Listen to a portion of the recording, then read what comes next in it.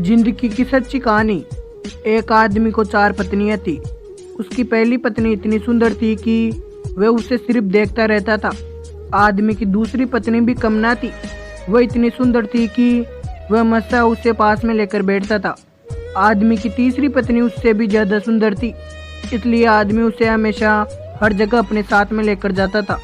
हाँ, आदमी की चौथी पत्नी की तरफ आदमी ने कभी ध्यान नहीं दिया।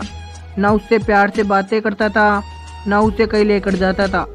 आदमी चौथी पत्नी को हमेशा इग्नोर करता था।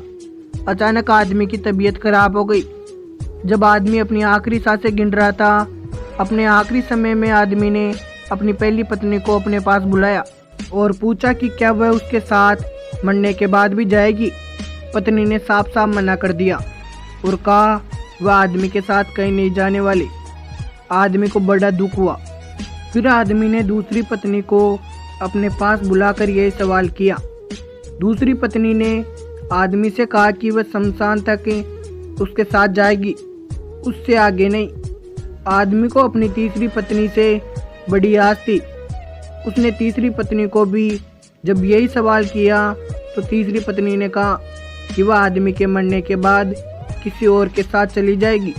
आदमी अपनी तीनों पत्नियों का जवाब सुनकर बड़ा दुखी था और सोच रहा था कि जिनके पीछे उसने अपनी सारी जिंदगी लगा दी वही उसका साथ देने के लिए तैयार नहीं है, तो चौथी पत्नी जिसे उसने कभी महत्व नहीं दिया वह क्या साथ देगी। चौथी पत्नी खुद ही आदमी के पास आई और आदमी के बिना पूछे ही उसे कहने लगी कि वह हर उस जगह जाएगी जहाँ आप जाओगे।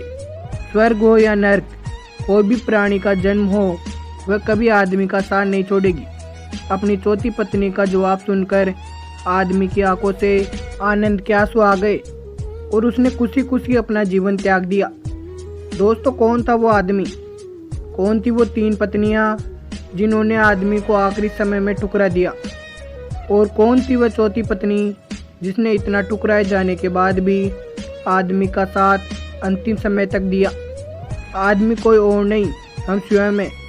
पहली पत्नी हमारा शरीर है जो मृत्यु होते ही हमारा साथ छोड़ देता है।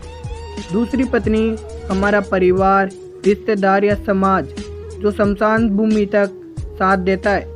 तीसरी पत्नी जो मृत्यु के तुरंत बाद किसी और के साथ चली जाती है, वो हमारा धन है। अब सोचिए चौथी पत्नी कौन होगी जो हमेशा हमारे साथ जाएगी और जिसको हम कभी महत्व नहीं देते। वो पत्नी है सद्भावना और निस्वार्थ भाव से किए गए पुण्य कर्म।